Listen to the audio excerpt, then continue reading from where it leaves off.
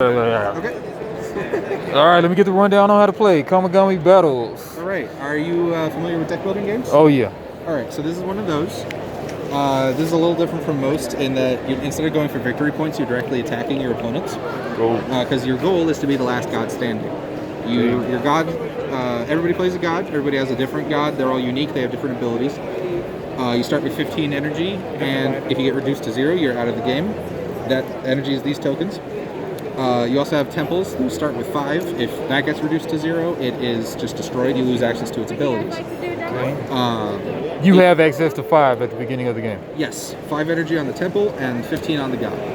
If you're able to somehow play enough cards that gain energy on your god to get your god to 25, you can also win that way, but that's very difficult to do. So the main way you win is by getting rid of all the other gods in the game. It's 2 to 6 players. It can be played in teams or free for all. Just like any other deck builder, the main point, you have a starting deck with basic cards that will grant you faith points, which is the currency in this game to buy more cards, add them to your deck, and play more interesting abilities. Okay. Can we play around? Sure. So go ahead and pick a god and a location with a matching symbol. Okay, Osiris and Edfu. All right. We'll just do a few hands back and forth real quick. Cool. Get the basics. So every starting deck is the same for every player, and that'll be 8 of the first disciple.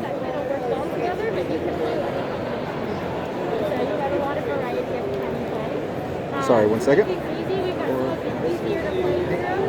8 of that, and 2 of that. And what you'll do is you'll shuffle that and draw 5. Okay.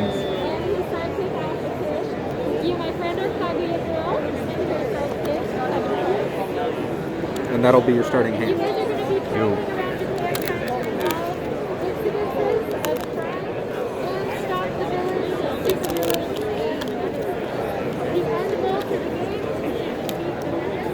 Draw 5? Yep.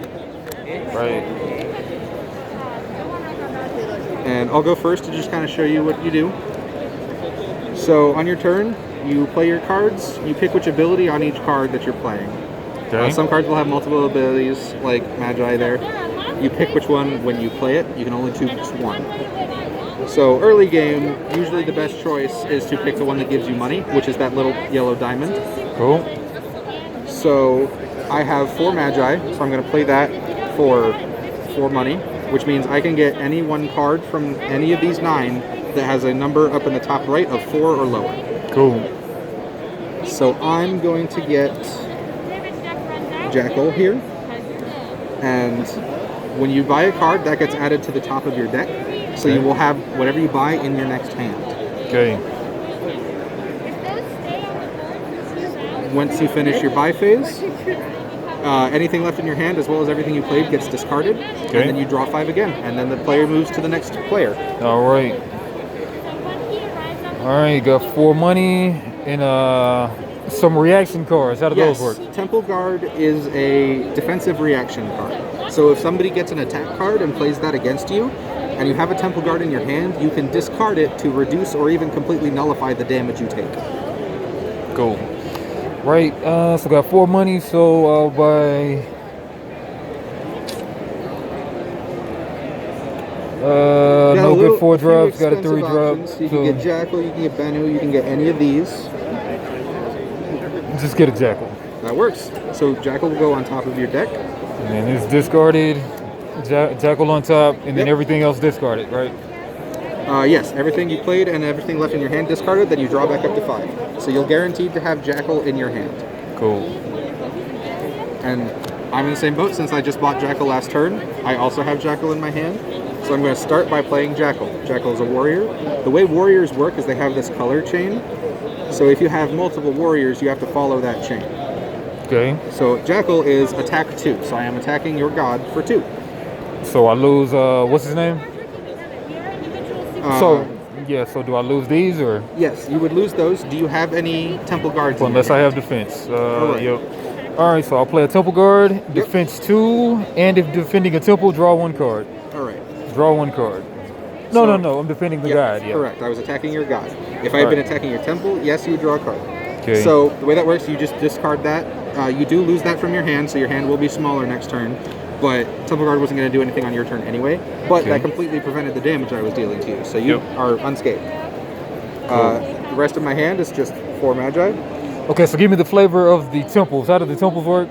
So the temples are basically just more abilities that you can use. Every god has unique abilities. Every temple has unique abilities as well. So they're planeswalkers, like. Yeah, basically. That's a good way to look at it. It's like a commander and a planeswalker.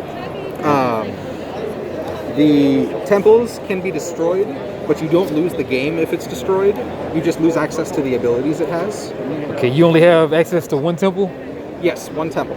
Okay, and they have 5 health on them. They start with 5, yes. There are ways to make it more. There's ways to make it less. Cool. Okay. So the rest of my hand was 4 Magi. So I'm going to go ahead and buy the Griffin. That'll go on top of my deck. That gets replaced. These get discarded, and then it's your turn. Cool. Right, so now I've got a depleted hand a little bit. Got 4, so I got 3 money. All right. And then 2 attack. I'll play them all at the same time, or how does that work? So you would buy start first, with, you would start with the warriors. So in this case, you'd start with Jackal, and you'd be attacking me for 2. Are you attacking my god or my temple? I'll go ahead and attack the temple. Get that out of the way. Okay. I will play a temple guard from my hand to defend against that. Nice. And since I'm defending a temple, I get to draw 1 card. Nice.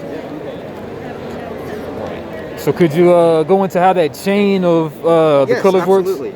So as you can see, every warrior has multiple colors on it. It's got 1 big one and 2 small ones.